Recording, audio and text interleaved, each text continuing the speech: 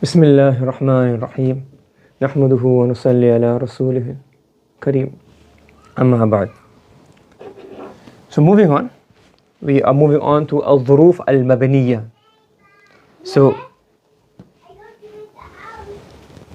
we have here the second section regarding the مبنيات, and we discussed the first 7, the مضمرات, the ضمير which are مبني, well all ضمير are مبني, the أسماء الإشارة مبني, the موصول except أيون and أيتون, the أسماء الأفعال, the أصوات, the مركبات, and the كنايات, all of these were مبني.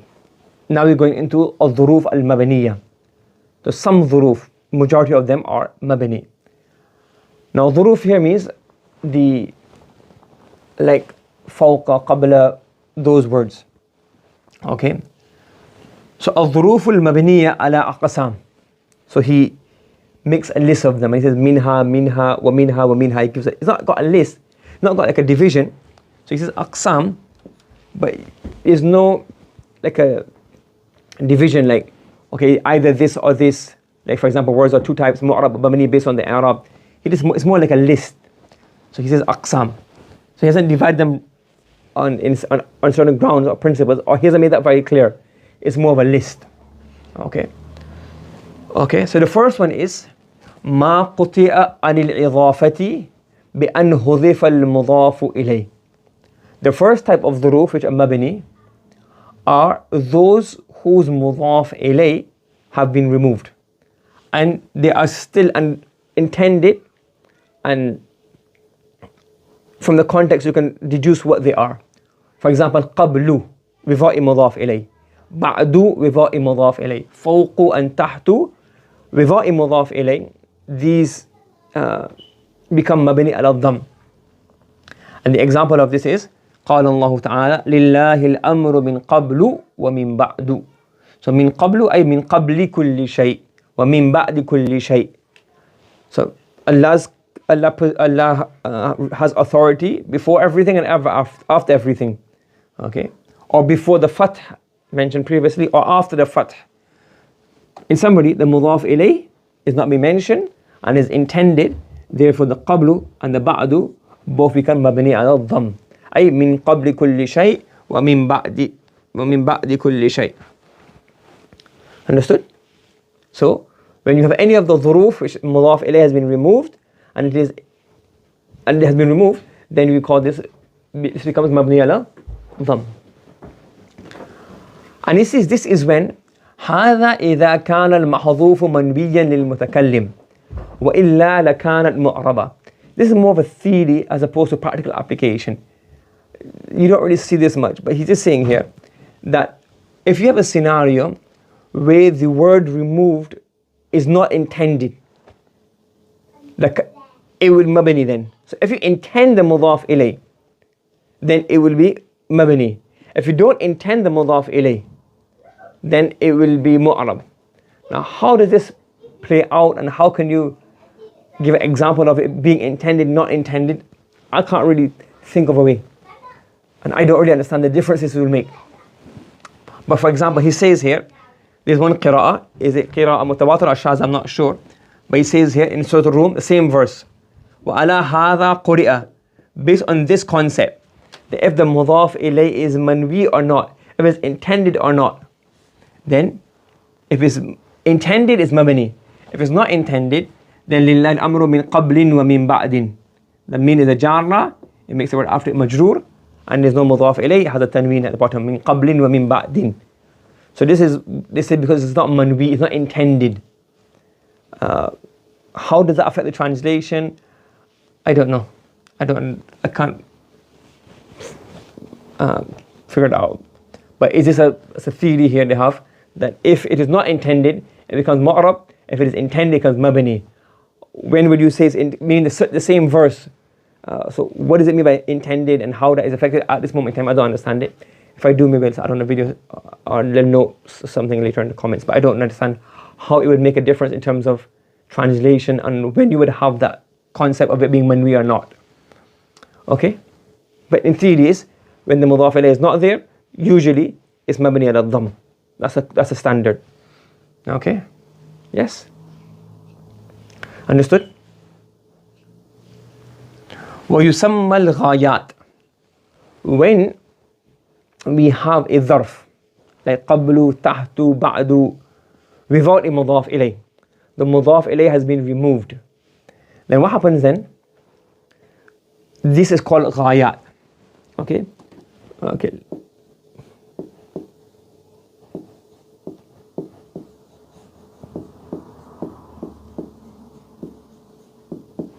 Okay? We have من قبل صلاة الفجر, another verse in Surah An-Nur. So, قبل صلاة الفجر. So, where's the end of the sentence? Here. This is the غاية. That's the ending.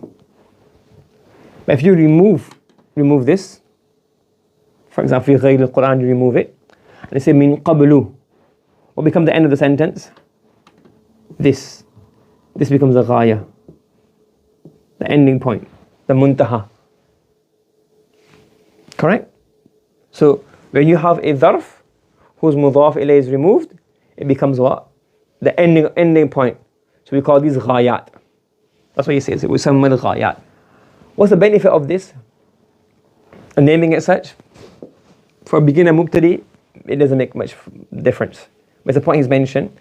So when they discuss in more detail, they refer to as غايات, تشبيها بالغايات, etc. But for mubtadi, it's not really much. It's not that important. But it's good to know it.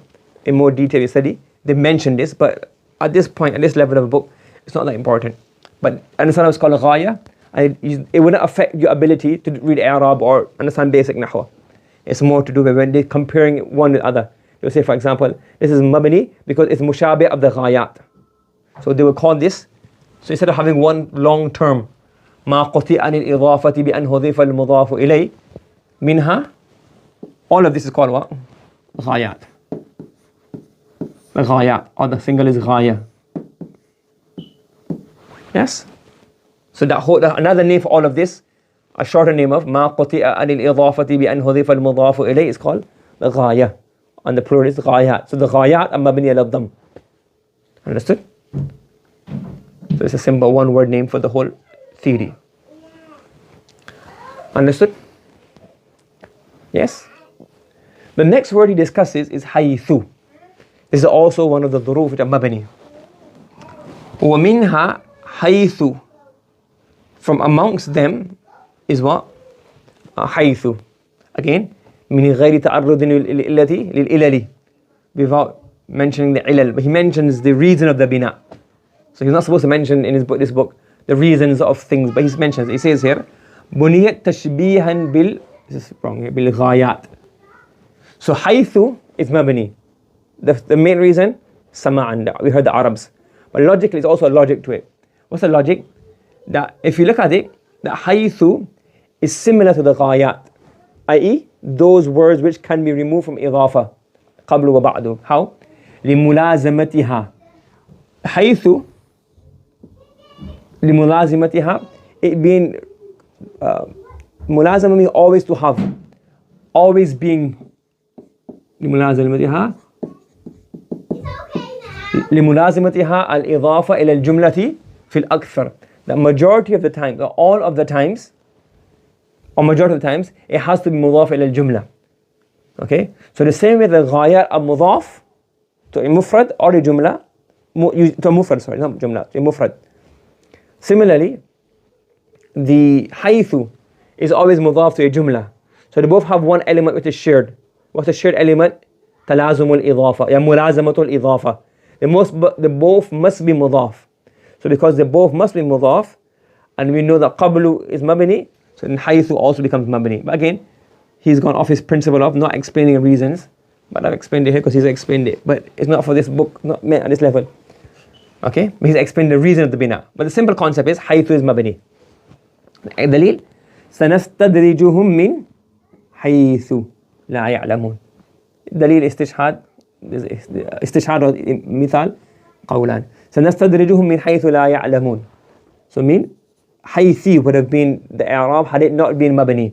Because it's مبني, it becomes من حيث لا يعلمون. Right. Now, if you look at it here, the word حيث يلازم الإضافة إلى جملة. So majority of the times, حيث must have a مضاف إليه. And this مضاف إليه is going to be what? A جملة. This is the أكثر majority of the scholars have said this. Some have said, close the door. Some have said that it can become مضاف إليه to الجملة اسمية. He's mentioned Hidayatun Nahw. But all the other books have mentioned this is almost, it doesn't occur like this. It can also be, so this is mentioned in Hidayatun Nahw, but you wouldn't see this ever happening. That the مضاف إليه of a جملة, the مضاف إليه of حيث is a جملة اسمية. So majority of the times you have a جملة فعلية as, this is the common standard. That after حيث we have a جملة فعلية. We can also have a جملة اسمية after it. And we can also have a mufrad after it. But this is rare. This is also rare. Okay? Yes? In these two cases, when it's مضاف to a جملة, it becomes مبني.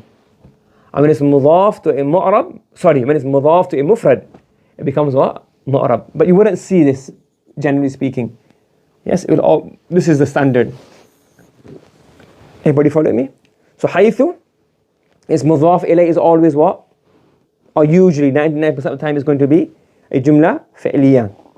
In theory it can be اسمية, but you don't see that occurring. And very rarely you can see it مضاف to a mu'rab. And then it can be, you see it مضاف to a mufrad. And when it's مضاف to a mufrad, then that becomes mu'rab. Understood? Yes? Now based on that, he says وَقَدْ تُضَافُ إِلَى الْمُفْرَدِ. Sometimes you can have it مضاف to a mufrad. كَقَوْلِ الشَّاعِرِ.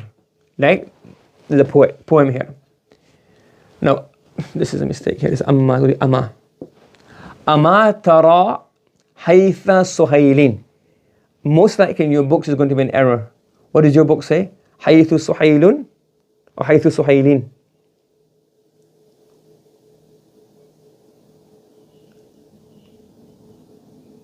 Okay. Yeah. So if it's سهيلين بكسرة, it must be حيث. Okay. If it's حيث سهيلين, that's incorrect. Okay, I'll explain it shortly. This part is not in the book, but it's the completion of the poem, just for reference. So أما is not أما, أما. أما ترى حيث سهيل طالعا. Do you not see? حيث means مكان. That's what he says here afterwards. أي مكان سهيل. So do you not see the place where Suhail? Suhail is the name of a star. They have different names. You have Thuraya, you have Shi'ra, you have Suhail. So do you not see where Suhail is rising? نجم يضيء كالشهاب لامعة. It is a star which is shining like the blazing fire. لامعا, shining. So the purpose here we have is حيث is مضاف to a mufrad. So because حيث is مضاف to a mufrad, what does it become? mu'rab. Yes, many of the books have حيث سهيلين. That's incorrect. Most of the commentaries and a lot of the books we have has حيث سهيلين. It can't be حيث سهيلين. It has to be حيث سهيلين. Ibn Hisham has mentioned this. It's حيث بفتحة سهيلين بكسرة مضاف إليه. So أما ترى حيث سهيل طالعا. Yes. So أي مكان سهيل. فحيث هنا بمعنى مكان is مضاف. حيث is in the meaning of مكان, and because حيث is مضاف to a mufrad, therefore حيث becomes mu'rab. The whole purpose of this masala. When it's مضاف to a mufrad, then it becomes mu'rab. So حيث سهيل. Understood? Another way of doing it, you could say حيث سهيل موجود. Now here, you can say حيث سهيل and then موجود is محذوف. In this case, then حيث سهيل. Then سهيل becomes the mubtada of the khabar mahzuf, and thereafter حيث is مضاف to a jumla, becomes mabni again. So if you make it, you make سهيل marfu', then you have to make a khabar after it, and then حيث becomes mabni, because it's مضاف to a jumla. And if you make it حيث سهيل مضاف إليه of حيث, then حيث in the meaning of makan becomes mu'rab. Have you understood that concept?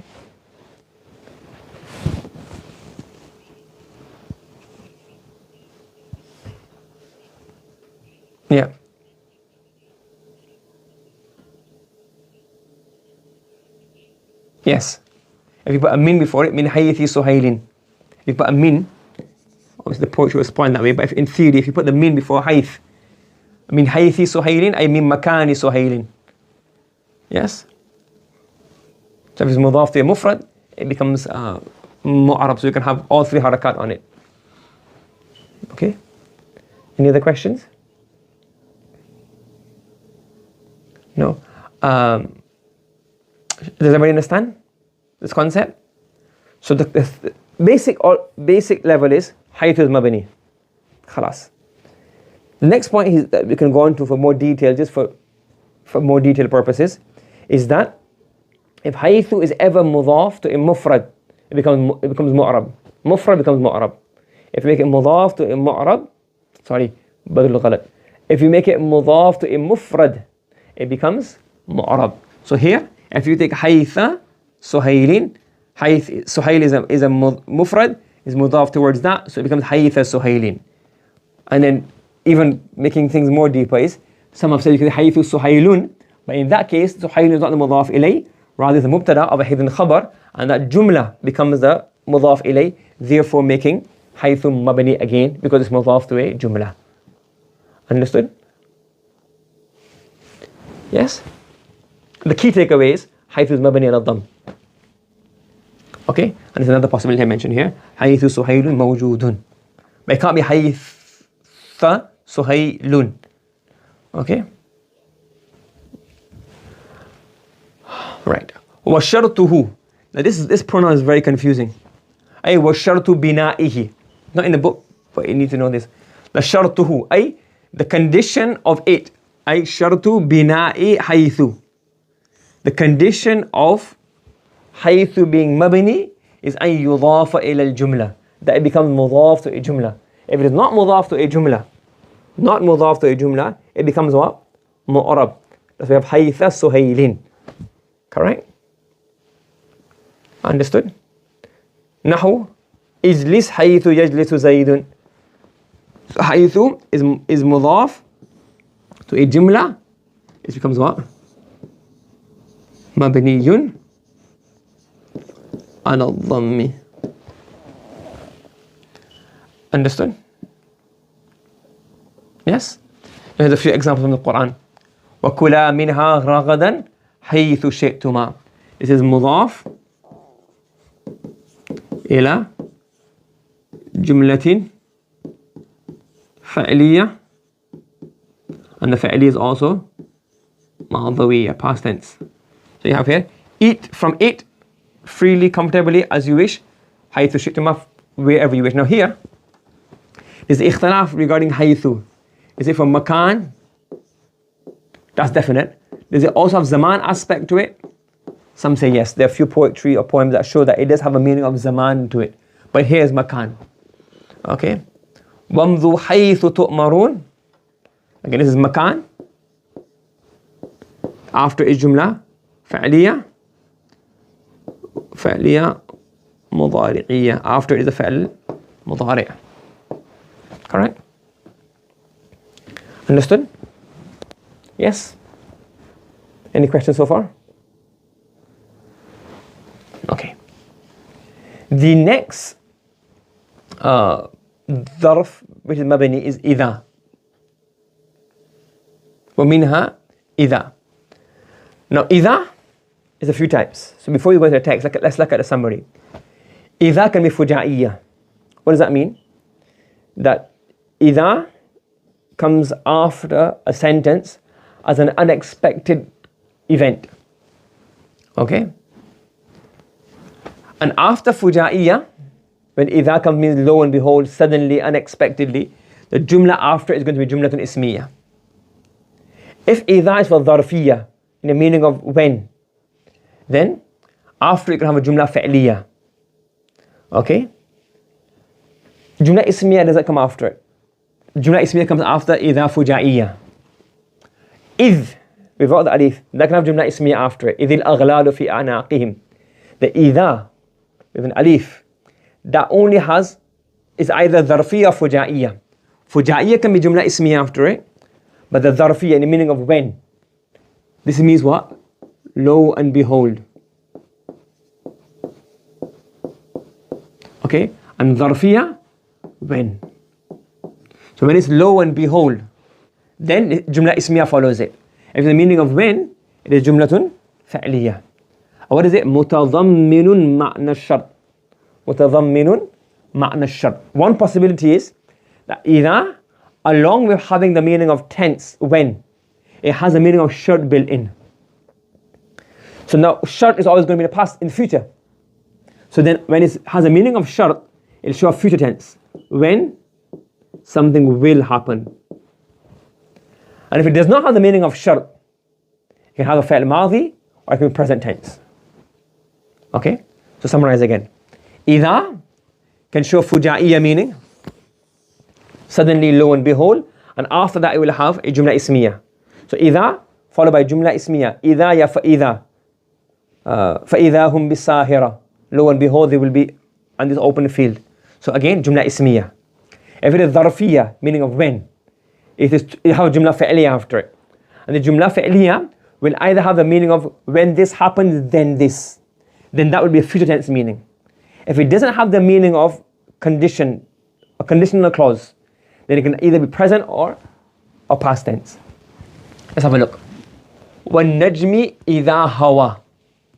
وَالنَّجْمِ إِذَا هَوَى. You may have recalled from my Dawi class that it says here, it is free from the meaning of zarfi, of shart. When you say وَالنَّجْمِ إِذَا هَوَى, what is qasam? I uqasimu, I swear by the stars, or the star. إِذَا هَوَى. So is this إِذَا فُجَائِيَّة or is it zarfiyya? It's zarfiyya. Now, وَالنَّجْمِ إِذَا هَوَى, and then after that, وَالنَّجْمِ إِذَا هَوَى مَا ضَلَّ صَاحِبُكُم. There's no condition or any result of hawa. So is إِذَا zarf, sorry, does إِذَا have a shart in it or no? No. So then hawa will be the meaning of hal. So the zarf meaning, no shart meaning. The shart, put here, shart. There's no shart meaning. Okay. وَإِذَا رَأَوْا تِجَارَةً أَوْ لَحْوًا انْفَضُّوا إِلَيْهَا. So when they see any business opportunity, or any means of enjoyment, amusement, انْفَضُّوا إِلَيْهَا, they hasten towards it. Now, إِذَا, is it فُجَائِيَّة or ظَرْفِيَّة?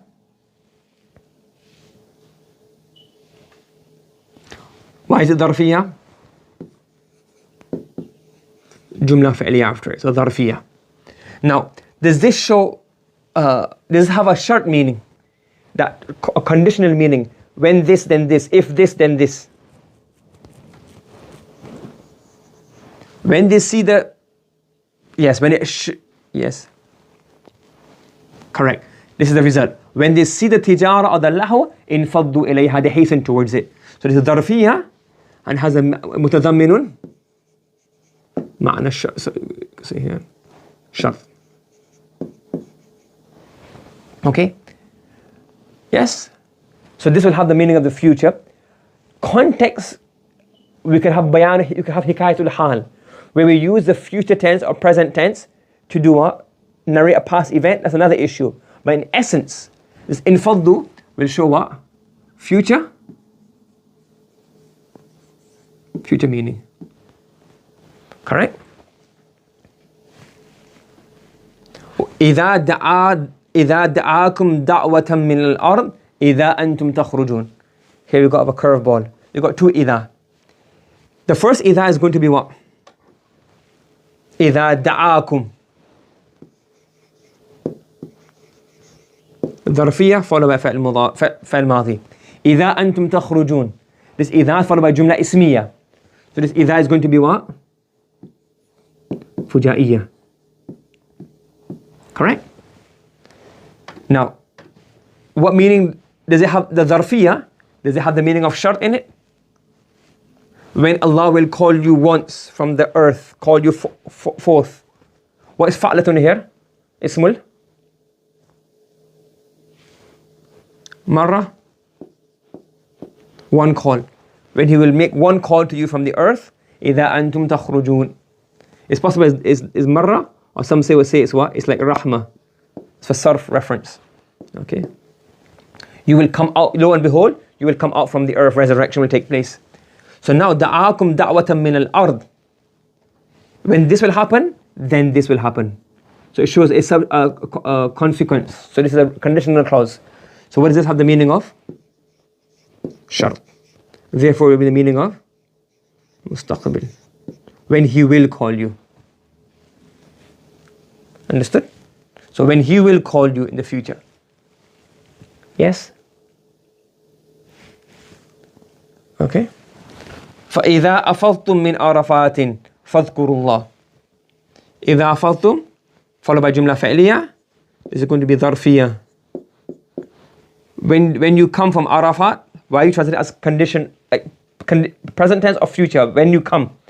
And you can have it over and over again. A future continuous. فَاذْكُرُوا اللَّهَ, condition, it's a jawab. So now this becomes ظرفية, meaning of a shart. Understood? Yes? وَمِنْهَا إِذَا وَهِيَ لِلْمُسْتَقْبَلِ. Mustaqbil, you can read it both ways. That's why he says, إِذَا is for mustaqbil, when it meets these conditions. What condition is for shart, and it's for dharf, and has a meaning of istiqbal built into it. Okay? So this is under certain circumstances. وَإِذَا دَخَلَتْ عَلَى الْمَاضِي صار مستقبلا or مستقبلا. That's why even when it comes on the fi'l al-madi, it gives the meaning of a future. إِذَا جَاءَ نَصْرُ اللَّهِ, when the help of Allah comes, i.e. in the future. وَفِيهَا مَعْنَى الشَّرْط, when in this meaning, it has a meaning, in this context, it has a meaning of shart built in. Have you understood? Yes? وَيَجُوزُ أَن تَقَعَ بَعْدَهَا الْجُمْلَةُ الْإِسْمِيَّةُ. Yes? Again, he's mentioned this. Majority of the books don't have this element of jumla ismiya coming after it. It's a theory, it doesn't apply, and Ibn Hisham, etc. have not mentioned this in the Mughni al-Labib. So he says you can have a jumla ismiya after it, his opinion. Yes? وَالْمُخْتَارَ الْفَعْلِيَّة. So he says this is shaz. So it's so shaz they haven't even mentioned it. And there's no poetry or anything to prove it. Or there may be, but I'm not aware of it, and it's not mentioned in the book that I've looked into. So وَالْمُخْتَارَ الْفَعْلِيَّة. So we keep a simple rule.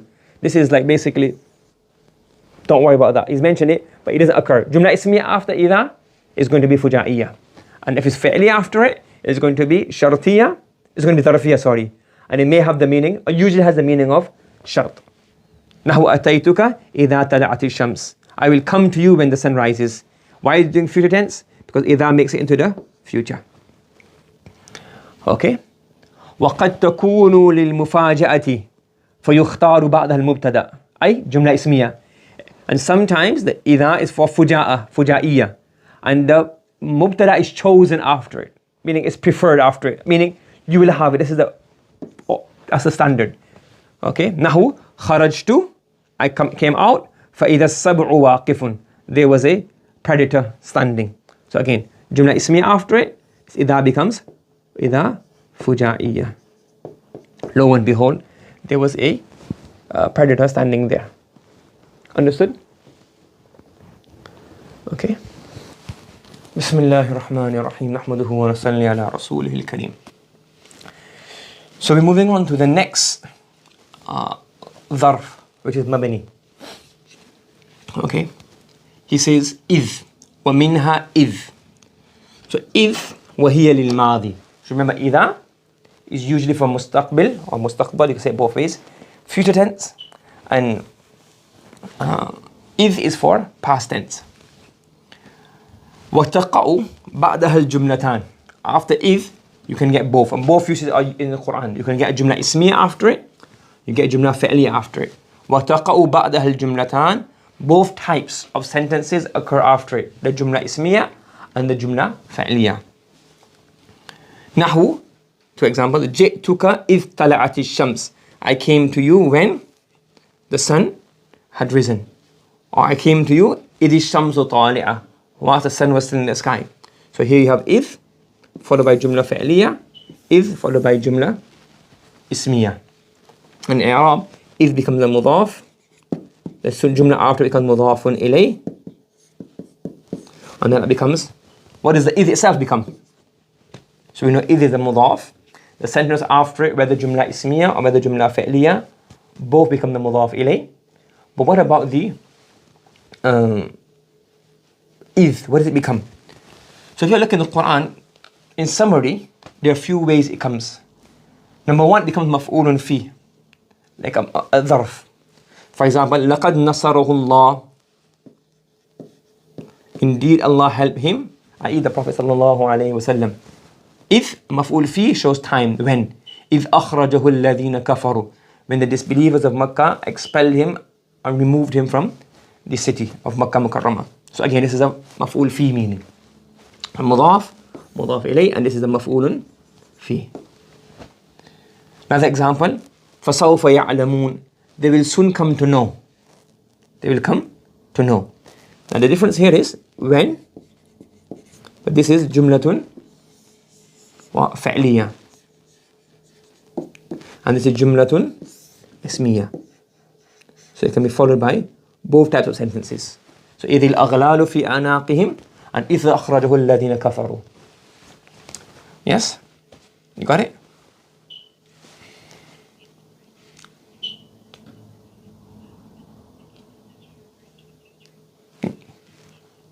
The question is that he's mentioning here, it is for ماضي. إذ هي للماضي. So that's the غالب, usually for ماضي, but it can occur from the future as well. Okay? So the question is that إذ is for the past tense, but إذ الأغلال is for the future, and سوف يعلمون is the future. So his statement of it being for the ماضي is في الغالب, usually. It can occur for the future as well. Okay? Yes? Okay. Another meaning, another i'rab of if, it can be the maf'ul bihi, especially for udhkur, whether it's mentioned or not mentioned. So what if qulna, it really means udhkur if qulna. So the if becomes now maf'ulun bihi. Remember what? Remember this time, this event. Correct? It can also become the badal of the previous if. For example, وَاذْكُرْ فِي الْكِتَابِ مَرْيَمْ. So this Maryam as a mubdal minhu. Mubdalun. Remember or mention Sayyidatuna Maryam alayhi salam fil kitab. Mention her in the book. And then mention what about her? This, the badal. Badul ba'ath. This period of time regarding her. Right? When she separated herself and detached herself from her people and she went away. Understood?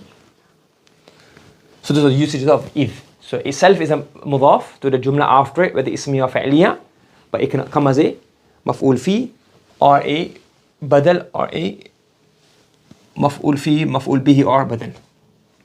Correct? Thereafter have ayna and anna. So ayna and anna both are used for makan. Ayna and anna both are used for makan, i.e. Where. Anna also can be used for zaman. It can also be used for kaifa. But he's not discussed that here. Now, ayna and anna, they have two elements. One, it can be a pure istifham, question. So for example, ayna tamshi, finish. Where are you walking? Or where will you walk? Anna taqud, where will you sit? So the ayna and anna, one possibility is come for istifham. The second possibility, it has a meaning of shart. So thereafter, it will have a jawabu shart. For example, ayna tajlis, ajlis. Wherever you sit, ajlis, I will sit. Wherever you sit, I will sit. Wa anna taqum, aqum. Wherever you stand, I will stand. Understood? Wherever you stand, I will stand. So now here, ayna and anna, they have the meaning of makan. In here is only a question. That's it. And here these are conditional clauses. Ayna tajlis, ajlis. Anna taqum, aqum. Understood? Yes? Okay. For example, ayna al-mafar, istifham, pure istifham. Ayna as a shart does not occur in the Quran al-Majid. It only comes as ayna ma. So with ma kafa after it. Or some say ma kafa, some say other meanings. But it comes with ma. So ayna ma. I don't think it's called ma kafa, it's called something else. So you have ma za'ida. I'm not actually, I forgot what this ma is called, what kind of ma this is. But when it comes to this ma, then it's shartiyya. Aina on its own, it does not become a shart. Aina only becomes a shart when it has ma after it. So aina ma takunu, what does it mean? Wherever you may be. And this is majzoom because of the fa'l shart before it. Because of the harf shart before it. Not harf shart, ism shart. And the jawab is also majzoom. So aina itself in the Quran comes in the meaning of where, without the shart conditional meaning, and it comes with aina ma with the conditional meaning, wherever you may be. And this is anna. This is not makan. This is kaifa. So he's kept it quite brief. In this section, he's got a lot of stuff he's missed out on. Shall we do it later on, inshallah? But he's covering the book. So the structure, etc. here, I'm not 100%. It's got a few things missing and a few things can be discussed in different ways. But anyways, so anna has a meaning of kaifa as well. So it's istifham, not in the meaning of makan, but in the meaning of kaifa. When the Banu Israel asked their prophet, at that time some says Samuel or Shamuel or whatever the pronunciation is, different pronunciations, that send for us a king. So Allah subhanahu wa ta'ala chose Talut to be the king. So they said, Anna yakunuhu al-mulku alayna. He's a layman, he's not from the leaders and chieftains amongst us. How can he become the king? So Anna ay kayfa yakunu lahu al-mulku alayna. Yes, everybody with me? The next thing we have is mata. Mata. So minha ay min al-ظروف المبنية. From amongst the ظروف مبنية, we have the word mata. And mata is for zaman, shartan, wa istifhaman. Meaning, it can be used both ways. Purely for a istifham or purely for a shart. It has both aspects to it. So you can say, mata tasum asum, the shart. When you fast, I will fast. So it's a conditional clause. Or it can simply be istifham, a question, mata tusafir. And he doesn't discuss the amal, but when it is a shart, it will be jazim. And when it is istifham, it will be ghayr amil. It will have no governance on the word after it. Correct? وَيَقُولُونَ مَتَى هَذَا الْوَعْدِ. As the word mata does not occur as a conditional clause in the Quran. It only occurs as a question. It comes quite a few times. مَتَى هَذَا الْوَعْدُ مَتَى هَذَا الْفَتْحُ إِلَى غَيْرِ ذَلِكَ. Understood? So again, we just discussing, these are all mabni. Mata is mabni, anna is mabni, aina is mabni. They do not have any changes. Kaifa is also mabni. So kaifa, ومنها أي من الظروف المبنية كيف للاستفهام حالا. Kaifa is for istifham, to ask regarding something, and حالا means present tense. أي كيف أنت. Sorry, to ask regarding condition. كيف الاستفهام حالا. To ask regarding the condition of something. أي كيف أنت أي في أي حال أنت. Which condition are you in? Okay. To ask كيف الاستفهام, to ask about what? Condition. Not present tense. Condition.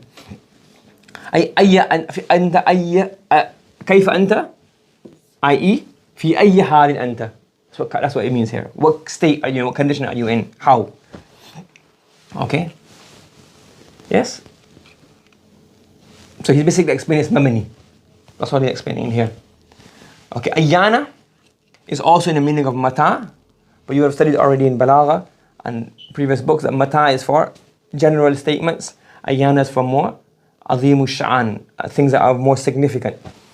So Ayyana is for zaman, istifhaman. It is for zaman, but question only, not a conditional clause. It's not for shart, only istifham. Ayyana yawmuddin, when is the day of requital, day of reckoning. So again, question, like mata. But mata is general, can be used in anything, and ayyana is a rare usage. It's only used for something very significant. Obviously, we become very familiar with it, but ayyana is not commonly used from the Arabs. It was quite rare before the Quran. If you do a search on Shamila, you will find that it's not used quite that often. So ayyana, a specific wording brought here just to show that the yawmuddin, qiyam, and ayyana only comes regarding the day of qiyam in the Quran. Okay. So it just gives an awesomeness to the Yawmul Qiyamah. Okay. Everybody with me so far? Any questions? Okay, now here we have mudh and mundu. So from the الظروف مبنية. I remember الظروف مبنية, it's like, they call it ظروف, is تغليبا. It's like, not all these ظروف. كيف is not a ظرف. كيف shows حال. So, but the قبل, بعد, what do they show? Time. ظرف. In the, فوق, they show location. So those show ظرف. So then the whole group is called ظرف. ظروف. Do you understand? All of them are ظرف. All of them show ظرف means container. All of them don't show time and place. Some are for other purposes. But we call them ظروف based on one or the main one. So even the حروف الجارة, they're also considered part of this. So they show fees for ظرف. إلى is not for ظرف. حتى is not for ظرف. So, but it just similarly فوق, على, فوق, تحت, they show location. So these are called ظروف, and the rest are just called تبع, and they're also included in ظروف. So من الظروف المبنية, amongst the ظروف مبنية, we have the particle مذ and منذ. Now, what he's saying here, in terms of translation of مذ, how do we understand this? It can be used two ways. So first of all, it can be used in the meaning of since. Okay? What does that mean? The مذ and منذ are in the meaning of the أول المدة, the beginning time. إن صلوها جوابا لمتى. For example, if you say, if somebody said, متى ما رأيت زيدا. متى, so if somebody said this, متى ما رأيت زيدا. When did you not see Zaid? i.e., when was the last time you saw Zaid? So you would say, ما رأيته, I have not seen him, مذ or منذ, either one of them, يوم الجمعة. This is, I don't know if this is spelled, this is wrong. يوم الجمعة. I have not seen him since the day of Jumu'ah. I have not seen him since the day of Jumu'ah. Correct? So this is a since. أي أول المدة. The first time of me not seeing him was Jumu'ah. So it basically means since. So I've not seen him since Jumu'ah. So Jumu'ah is now the beginning time of the zarf meaning. Correct? And this is this explaining in a long way, i.e. أول مدة انقطاع رؤيتي إياه مبتدأ يوم الجمعة. The first time or the first period of my cutting off is the fa'il, of me cutting off from me seeing him. It's quite long. So أول, the beginning period of my not seeing him was on the day of Jumu'ah. So on the day of Jumu'ah,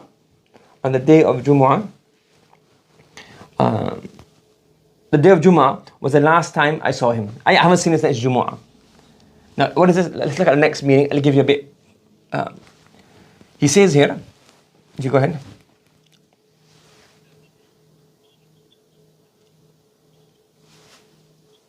I don't know. The question is Jumu'ah included or not? So I don't know if Jumu'ah is included or not. The same discussion regarding Hatta. Is it included or not included, Hatta? So is Jumu'ah, did you see him on Jumu'ah or not? I'm not sure. Okay. وَبِمَعْنَا جَمِيعِ الْمُدَّةِ. Okay. And mudh can also come in the meaning of entire period. If it can be an answer for not when did you last see him, but for how long did you not see him. So for example, if somebody said, كم مدة ما رأيت زيدا, for how long have you not seen Zaid? Then you will say here, ما رأيته مذ أو منذ يومان. I have not seen him for 2 days. Because it's since 2 days. It means for the total period of me not seeing him. أي جميع مدة ما رأيته فيها. The total period. This is the mubtada. This is mubtada. And this is mudda, nakira word followed by a sentence, and not. The entire period within which I did not see him is 2 days. So basically saying here, mudh can be for the meaning of since, or it can be the meaning of for. But not for means ta'leel, a reason, but in terms of zarf. I have not seen him for 2 days. If it's like you're trying to say how long, what is the total period, or the initial period. Okay? That's what he's explaining here. Should we translate it again? And mudh and mundhu can come in the meaning of entire period if the sentence with mudh and mundhu Saluha is suitable, appropriate, or can be an answer for come. For example, if the question was if the question was Kam muddatan ma ra'ayta Zaydan, what is the period for which you do not see Zayd? You would say ma ra'aytuhu mudh aw mundu yawman, I have not seen him for a period of 2 days. Correct? Now regarding mudh and mundu, there's a few issues here. The first issue is it harf or is it ism? The Hidayatun Nahw Lesson is kept vague because he's brought it in Dhuruf, which are part of the Zoruf Mabniya, which is in a discussion of Asma al-Mabniya.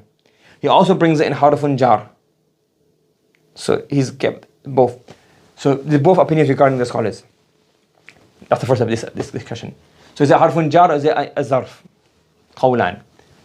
The second issue is, if the word after it, is it going to be majroor or is it going to be marfu'? Two opinions. Some say it's marfu' mutlaqan, like here, mudh yawman. So it seems that Hidayatun Nahw, his opinion is, the author of Hidayatun Nahw, his opinion is that it is mundu yawman for 2 days, i.e.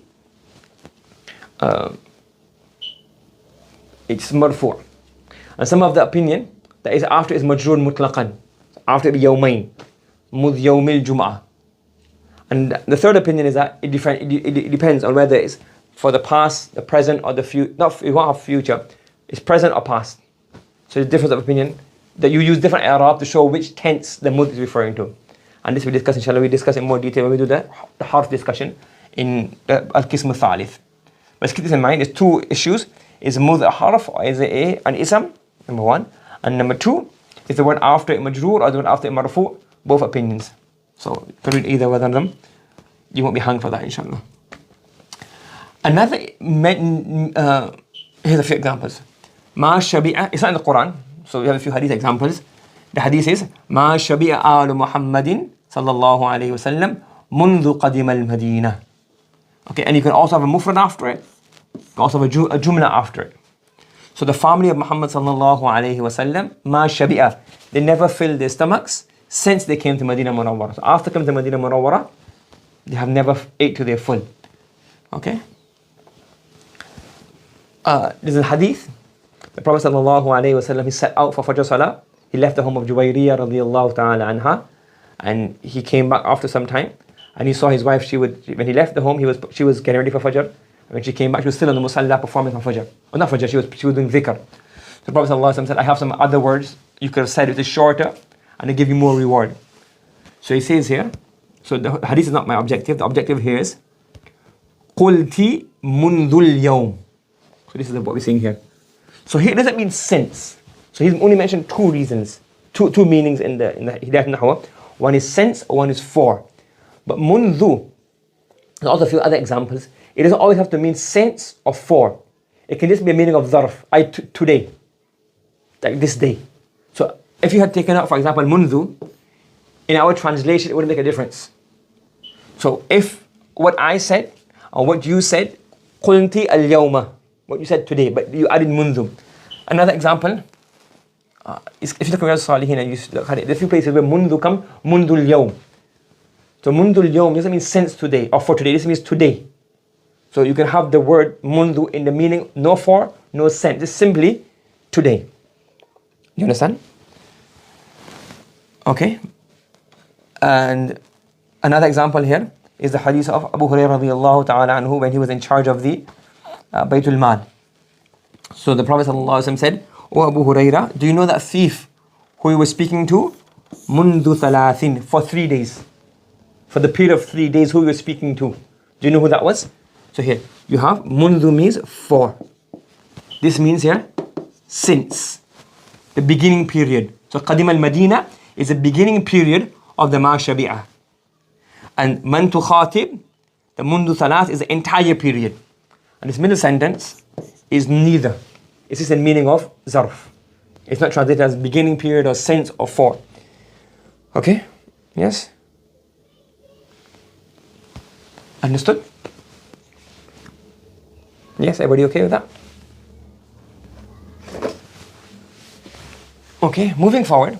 The next one we have here is lada and ladun. Now, lada and ladun have the same meaning as inda. From the ظروف مبنية ومنها, from the ظروف مبنية, we have lada and we have ladun. And lada and ladun means inda. I has a similar meaning. For example, al-malu ladayka. Al-malu ladayka. وَالْفَرْقُ بَيْنَهُمَا. So if it's the same, why do you have two words for this? He says here, there's a few differences. He's mentioned one difference here.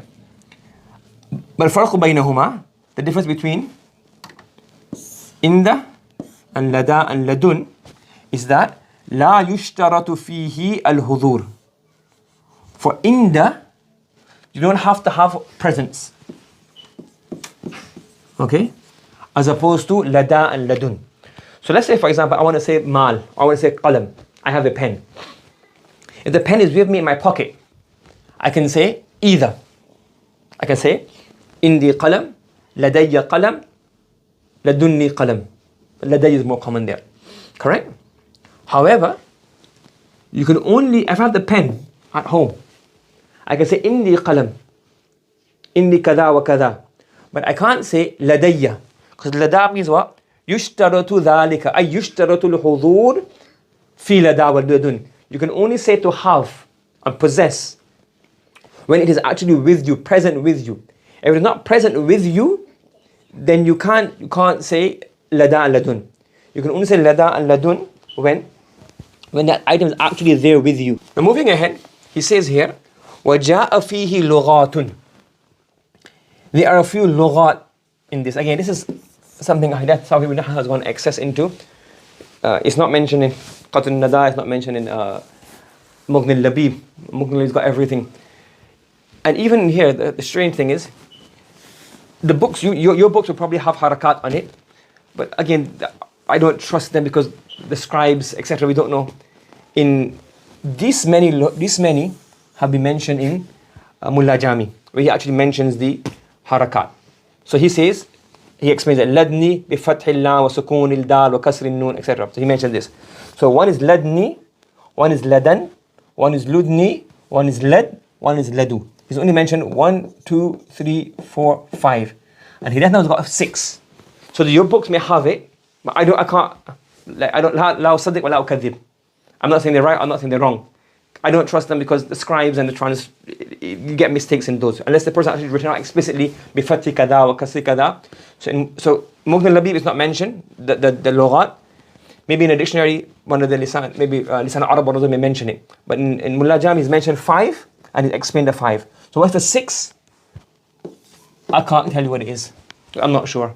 You can go watch in the book, that's okay. I'm not saying it's right or it's wrong. But these are the 5 in Arab mention of the word lada and ladun in Mullah Jami. He says ladni, ladan, ludni, lad and ladu. Okay, not laddu. Laddu is our sweets. Okay, so we have ladu and the 6th one, I don't know how to pronounce it.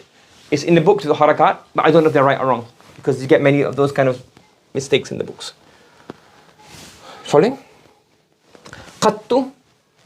Yes, we go ahead with qattu.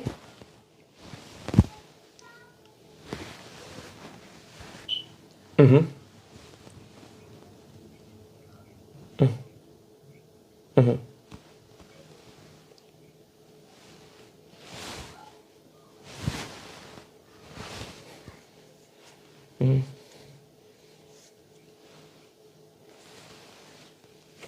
I don't know. Questions regarding the Quranic usage between ladun and inda. There will be a difference. I've never read it, I've never analyzed it or thought about it. So you have to look it up properly. I don't know. I can't answer that question. I'm not aware of that. There is a difference. There will be a difference, obviously. But I don't know that difference. And that there's the specifics regarding min ladunka rahmah, min indina rahmah. I don't know. I can't answer that question. Okay, anything else? Okay. The next word is qattu. So qattu, ومنها أي من الظروف المبنية قتtu. What is قتtu for? للماضي المنفي. الماضي المنفي. Meaning, when you have a fi'l ماضي, it's negative. I want to emphasize the negative, i.e. ever. Then you put قتtu after it. So ما رأيته, I have not seen him. And to emphasize the not seeing him, you just say qattu. Correct?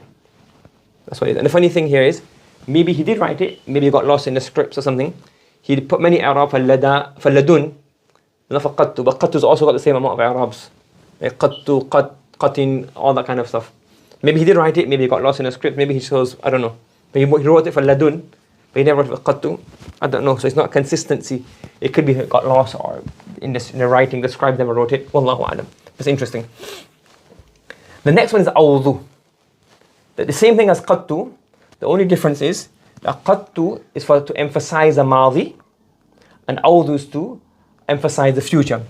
So for example, from the ظروف مبنية is awdu. It's for the mustaqbal or mustaqbil manfi. For example, لا أضربه awdu, like abadan. I will never hit him. It means here the future tense. Okay? But you have to remember here a few things here. Awdu is mabani ala dham, al fath, or al kasr. All three possibilities are there. And another rule you have to remember, so there's three ways of pronouncing it. And it's only mabni when there's no mudaf ilayh, like qablu and ba'du. If the mudaf ilayh is ever mentioned, for example, as the Arab saying here, la af'aluhu awd al-a'idhin. So when the mudaf ilayh is mentioned, it becomes mu'arab, just like qablu and ba'du. When you do qat' an al-idafa, when you remove the mudaf ilayh, then it becomes what? Mabni. When the mudaf ilayh is mentioned, it becomes mu'arab. Understood? Yes? Bismillahir Rahmanir Rahim. Nahmaduhu wa nasalli ala rasulihil kareem. So before we continue, he's mentioned one fa'idah. He says here, wa'lam, no, أنه إذا أضيفت الظروف إلى الجملة أو إذ. This is the atf there. What is he saying? When the ظروف, the non-mabni ones, for example, قبل, بعد, or يوم, this is not mabni. So the ظروف, i.e. غير المبنية, the ظروف which are not mabni, when they are mudaf, to either a jumla or either the word إذ. Yes? So for example, we have the word يوم, and the يوم is mudaf to a sentence, or the يوم is mudaf to إذ. So يوم إذن, for example. What's the rule? So إذا, when this happens, جاز بناؤها على الفتح. It is permissible to make the zarf, which is not mabni usually, mabni. So for example, يوم can become mabni. So if it's يوم, for example, it can become يوم. Okay? So for example here, نحو قول تعالى هذا, let me get shock. What's our qira'ah? هذا يوم يا يوم. Yeah, our qira'ah is يوم. Our qira'ah is هذا يوم ينفع الصادقين صدقهم. But one qira'ah is هذا يوم. Why is this qira'ah based upon? What's the problem? Not problem, that's not the right word. What's the issue that we would come to think of? هذا is mubtada and يوم is a khabar. That's why in our qira'ah, Hafs and Asim, we have here هذا يوم. We made it marfu', not marfu', we have dhamma. But on this rule, some qira'at have it as well. هذا يوم ينفع الصادقين صدقهم. Why? Because a dharf, yawma, it's not mabni dharf in itself, intrinsically, but it is mudaf to a jumla. So based on this, we can read the yawma, yawmu as yawma, make it mabni al-fath. So it will be marfu' fi mahallin, it will be fi mahallin raf' because it's the khabar, but it's going to have a fatha because mabni al-fath. هذا يوم ينفع الصادقين صدقهم. Understood? And an example is يومئذ وحينئذ. So for example, so what's happened here? يومئذ. So if is a mudaf ilay of يوم. حين is a zarf. What's the zarf? The zarf is يوم, or the zarf is حين, and it's mudaf to إذ. So you can also make يوم and حين مبني للفتح. So one qira'ah is what? وَمِنْ خِزْيِ يَوْمِئِذٍ is our qira'ah, بالكسرة.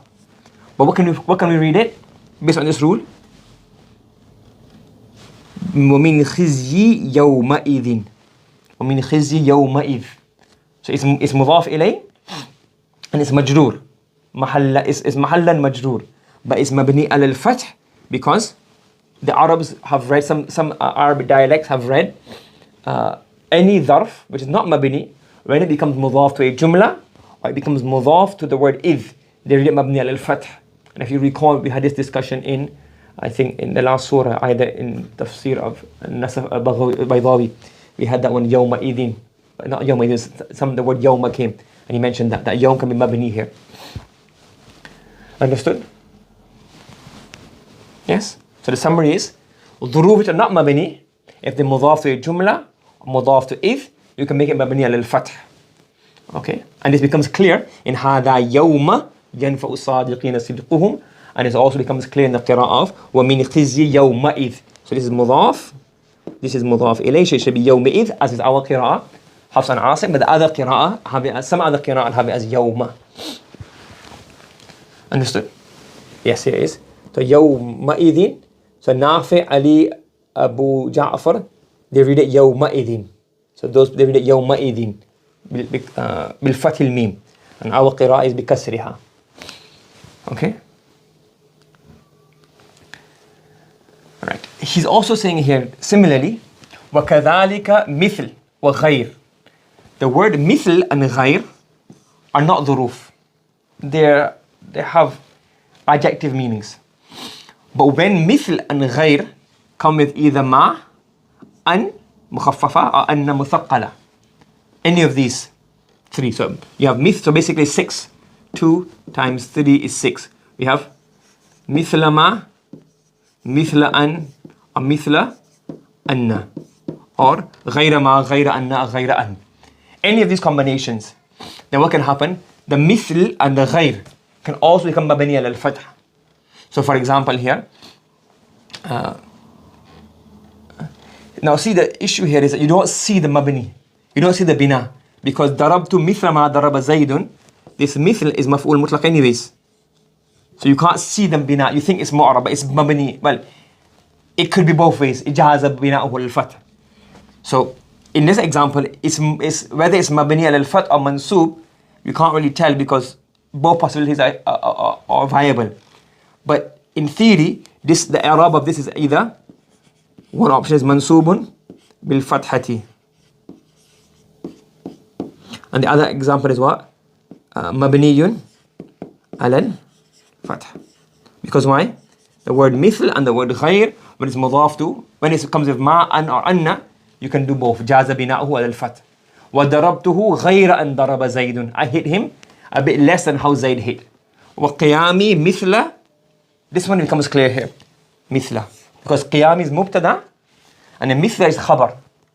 So it should be مثل. My standing is like how you are standing. But because مثل comes with أن, you can say مثل أنك تقوم.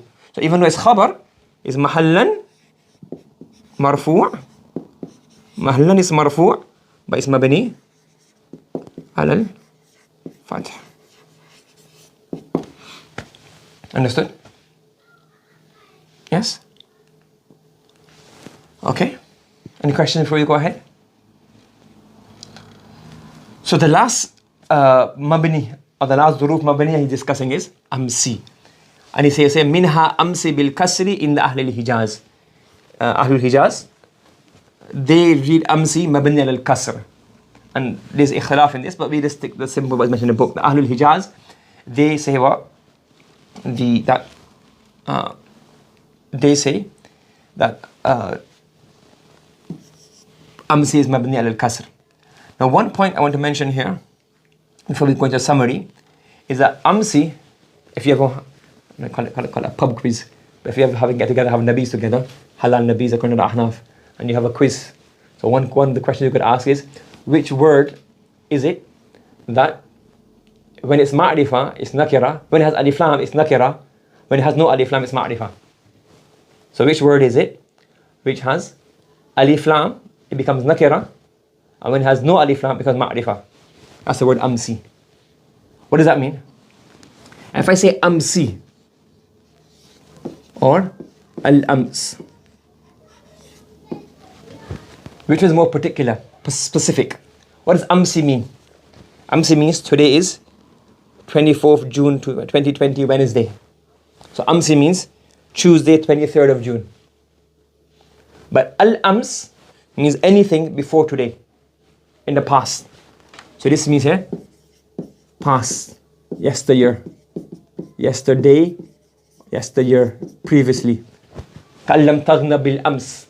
So it doesn't mean here, it was not as if they lived there yesterday or the day before. It means here in the past, before. So bil ams, when you have alif lam on it, it's more general. So the alif lam, this is one of the odd words. The alif lam is that word. Amsi is that word, which when it has alif lam, the meaning is more general and less restricted, less ta'yin. It's less ma'rifah. And without alif lam, it's more ma'rifah. So amsi means a particular one day, yesterday, and al-ams means past, before. Understood? Okay.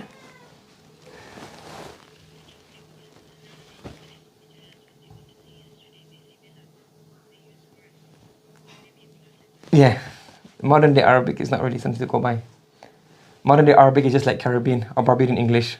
Something you're going to use as, you don't it's a lot from that. Yes, the word is difficult. So, yes. So, الغايات.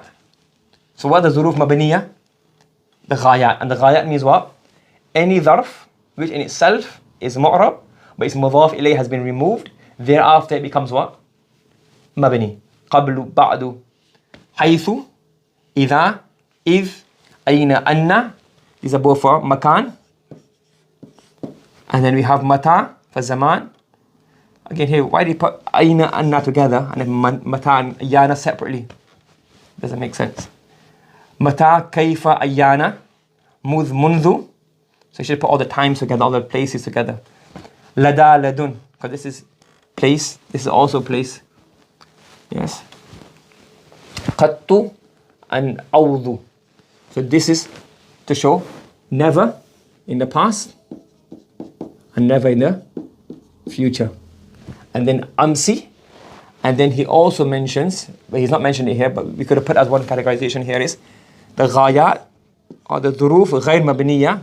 And then we have مضاف إلى الجملة or مضاف إلى إذ. They can also be مبني. Understood? Yes, that's the end of our ظروف مبنية. And that brings the end to our الباب الثاني of القسم الأول. So the structure of the book was, we have 3 qisms: discussion of ism, discussion of fa'il, discussion of harf. And in ism, the 2 types of ism, al-ism al-mu'rab and ism al-mabni. So ism al-mu'rab was al-bab al-awwal, and al-bab al-thani was ism al-mabni. And there's a khatima. So in bab al-awwal we discuss all the mu'rab, in bab al-thani we discuss all the mabni, and al-khatima we discuss other things about isms apart from mu'rab and mabni. Like ma'rifah, nakira, gender, plurals, all of those things will come in al-khatima. All of those things are not related to i'rab and bina, but they are rules of ism. Understood?